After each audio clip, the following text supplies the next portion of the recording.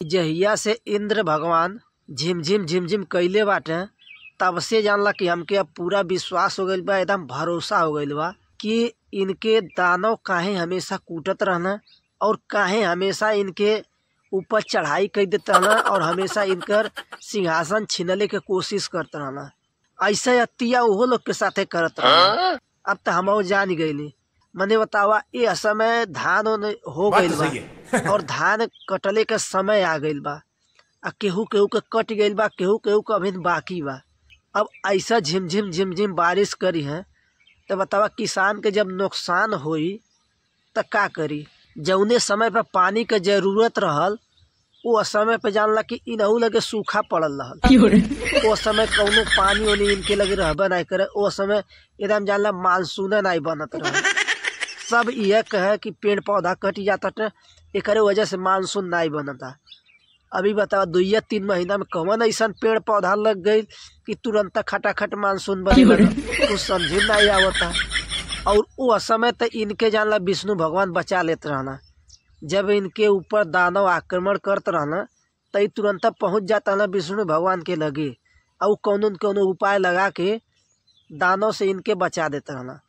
लेकिन ये भुला गइल बाटे ई कलयुग का मानव हवा और इस मानव जानला कि दानव से भी कम नहीं बाटे, बालुक बेसिए बाटे।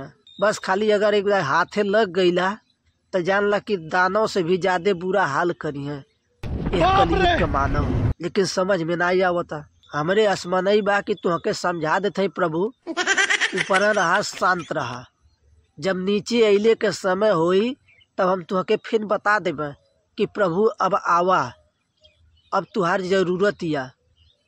लेकिन जब जरूरत नहीं बा तो जानला कि मत आवा, वही और रहा। और ई बतिया सबके पता बा कि जब जेकर जहाँ जरूरत रहला वहीं भर ओकर इज्जत ही होले।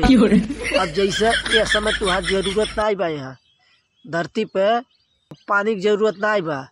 अब पानी जब अइबा तो तू लेके अइबा। तो यही की वजह से प्रभु जब पानी के जरूरत होई तो तुहके सब खुदे बुलाई, पूजा पाठ दे के बुलाई, टेंशन न ला। और वैसे अपने से अइबा तो जानला पानी वानी कुछ दाना न पइबा नहीं पिए हुए के।